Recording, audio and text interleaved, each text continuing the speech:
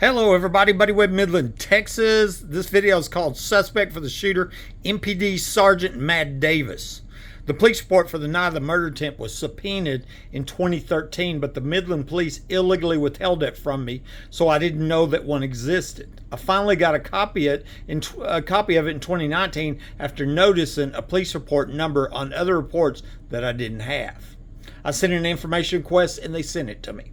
The reason the police were hiding this report from me was because it incriminated police in this home invasion and capital attempted murder. It timestamped 5 police officers in or at my home that were not seen arriving on the security cameras that had seen Woodward and Naylor minutes earlier. Their names are Matt Davis, Tony Dickey, Greg Chatwell, Kenny Angel, and Dylan Hale. So how did these police get inside my home without being seen? They came in from the trapdoor the ex-wife had already told me about and from where I'd been ambushed and shot with my phone lines cut. Now removed trapdoor. I suspect they had used the Home Depot tunnel seen on historical Google Earth maps. In fact, the ex-wife had told me in so many words there was a lot of people here that night, so I suspect there was a party going on in the underground homes, and one of those is in my backyard. This proves that police were under my home on the night that somebody shot me from under my home, but it doesn't prove who the shooter, aka would-be killer, was. It may have been one of these police, or it may have been somebody else that they're covering up for. This video is about one of my top suspects, which is former MPD Sergeant Matt Davis, and here's why. Out of the 5 police officers that were under my home, Sergeant Matt Davis was the first. He was timestamped as being at my home at 11:03 p.m. Martin County Sheriff John Woodward and the late Midland County Deputy Mike Naylor were seen arriving in front of my home at 11:01 p.m. 2 minutes later. I had crawled out and left 19 minutes earlier at 10:42 p.m. The reason I crawled out was because they had stolen my cell phone and disconnected my home phone lines before shooting me from point blank range by surprise. Neither Woodward or Naylor had been dispatched to my home, and their names were illegally omitted from the police report. They were identified by Empire Private Investigations in 2018. That was when I offered a $2,000 reward to identify the secret police. It's unprecedented.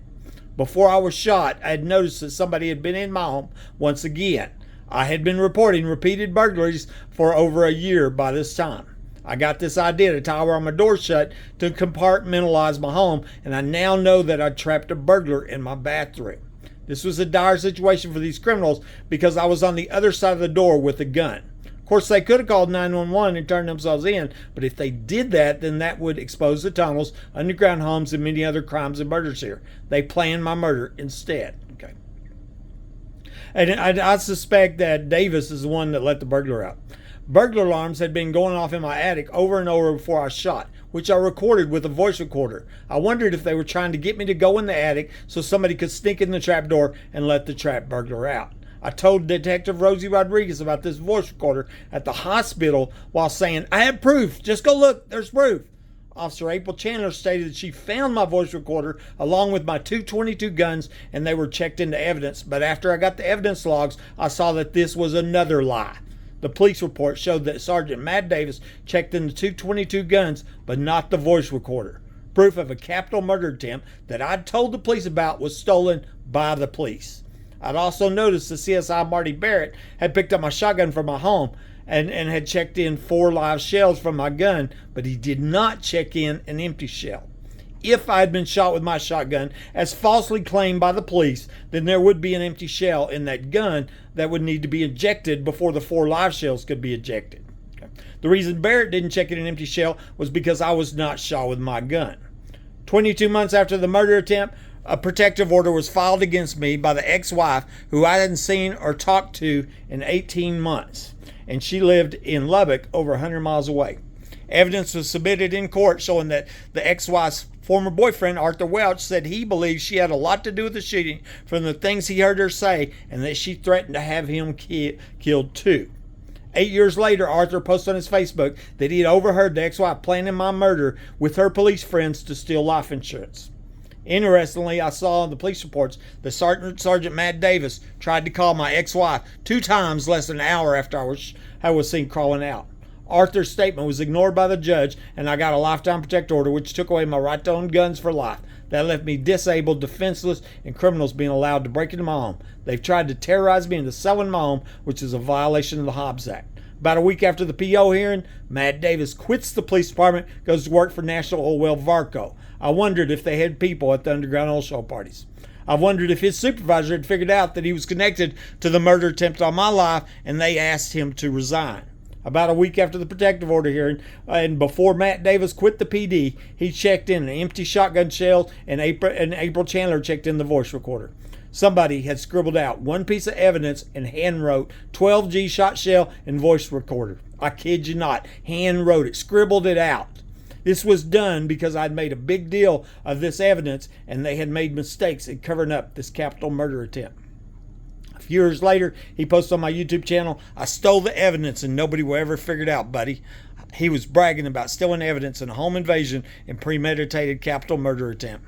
In 2016, Governor Abbott was doing a book signing in Midland, and in the picture I took with him is a guy that looked like Matt Davis. I wondered if Davis went to work for the governor after his involvement in the murder attempt on my life and helped keep secret the underground home. So let me show you some of the evidence.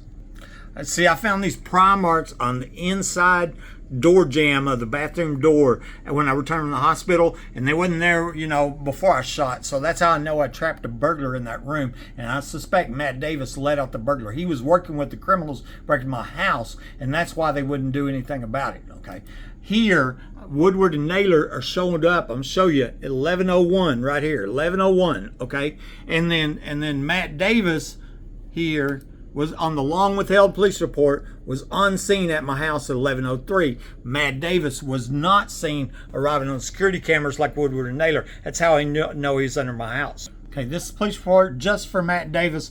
I parsed it out at 11:42, 1 hour after I was seen crawling out. Matt Davis says tried to contact ex-wife, complaining on previous calls at location, no attempt with no answer with 2 attempts. He tried to call my ex-wife twice an hour after I was shot. And remember what the boyfriend said, the ex-boyfriend, that she had been planning my murder with her police friends to steal life insurance. Okay, now I'm going to show you here in the nursing notes. The detective didn't know the nurse was recording that. I was talking about the voice recorder, telling about the voice recorder, and I said I have proof. Just go look. There's proof. I'm telling Detective Rosie Rodriguez about the proof at my house. Okay. April Chandler says, a buddy had the 22 by the gun, and by the gun was taken for safekeeping, and in the MPD evidence, as well as a single shot revolver and the voice recorder. Chandler found the voice recorder, said it was checked in the evidence, but that was a lie. Okay. And I'm going to show you that last one here in a minute.